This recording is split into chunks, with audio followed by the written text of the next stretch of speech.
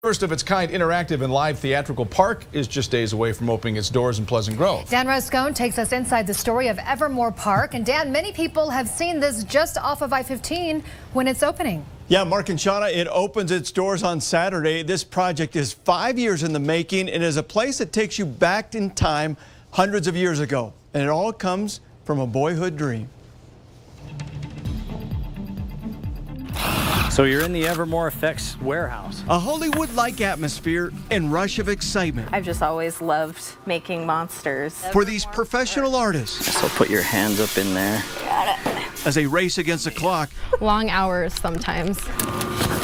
To make their final touches. One hair at a time, one hair at a time. We'll have to probably puncture the nose. And finish up hundreds of costumes. And characters. The actor puppeteers from inside. For the grand opening of a first-of-its-kind theatrical park in Pleasant Grove, right off of I-15. They call it Evermore. Evermore is not a theme park. What it is a living theatrical experience park. Creator and founder Ken Bretschneider. What we do with it is it's a set, and has been dreaming of a medieval park like this, complete with villages and artifacts from hundreds of years ago, since boyhood. Now it's about to become a reality after years of work. I've had this in me since I was 5 years old. I loved Walt Disney, and I love the whole concept of what he represented and what he wanted to create. The whole idea behind all this, take people back hundreds of years ago and give them an interactive experience, kind of like being in a video game or virtual reality, except this one is real.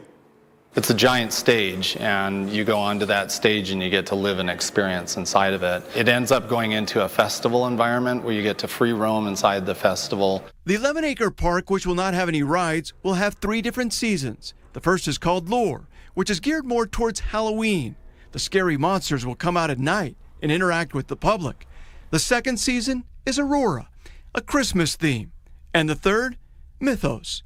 It will be filled with magic and dragons. We're all about immersion. We want the public to feel like they've entered a world they've forgotten the rest of the world. Ken says people need an escape from the sometimes doom and gloom of the real world. I grew up in a really rough situation, and escapism became very important to me. Being able to go into something magical was really an important thing to me. And he hopes it will also be really important to others as he brings to life this fantasy yet realistic playground. And I want to make it so real that you come in here and you start believing it's real. That's the trick.